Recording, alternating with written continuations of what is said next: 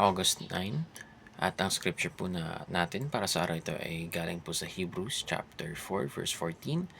Therefore, since we have a great high priest who was ascended into heaven, Jesus the Son of God, let us hold firmly to the faith we profess. Maligayang araw sa ating lahat. Ako si Aaron Jan Lumbang. Ito ang aking daily devotion para sa araw na ito.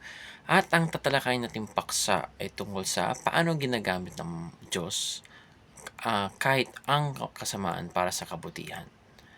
And ano po ang konsepto ng primary cause? Kaya agad po tayong dumako sa ating konsepto na primary cause. Primary cause refers to God as the divine, invisible, and ultimate cause behind everything that happens. This concept affirms God's sovereignty in all things. Nothing is random or outside His control. Though He often works through secondary causes like people, nature, or circumstances, God remains the one who directs all things according to His will, a wise and holy will. The truth doesn't make us robots. It gives us confidence of chance. A confidence that history and our lives are not in the hands of chance, but in the hands of a faithful God who works in all things for His greater glory. Okay, so greater good, no?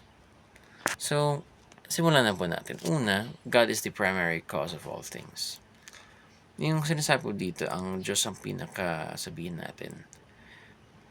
Meron siyang sovereignty sa buong existence, basically. So, lahat ng bagay na nakita natin, lahat ng nangyari sa mundong ito lahat ng nangyari sa mundong ito ay hindi nangyayari na walang, na sabihin natin, imposibleng mangyari ito kung hindi po ito pinahintulutan ng Panginoon, no? So, it requires God's will, God's, sabihin natin, agreement, allowing things to happen. Kumbaga, pinapayagan niya mga bagay, pinahihintulutan niya ang mga bagay-bagay na mangyari. And He is the primary cause of all things. So, basically, sinasabi na God does not play dice or a game of chance, which is our second teaching. And lastly, God uses evil, suffering, even death for His purposes. So, pinapakita dito na lahat ng bagay na nangyari sa buhay natin ay may purpose. And ito ay lahat ay sabihin natin patungo sa Panginoon. Hindi man natin alam paanong paraan. Minsan mysterious nga talaga yung paraan na paano tayo pinapalapit sa Kanya. And kahit sa mga bagay na likas na nakakasama sa atin, sabihin natin, kamatayan. Ito yung naging paraan kung saan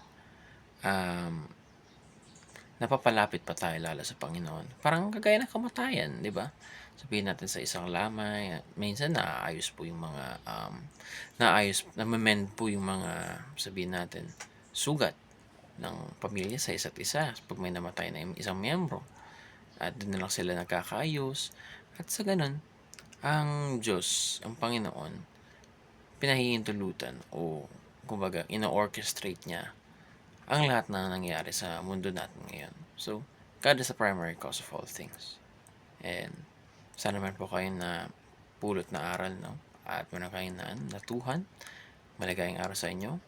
Ako muli si Aaron Jan Lumbang at ito ang aking daily devotion para sa araw na ito. Mabuhay and good night.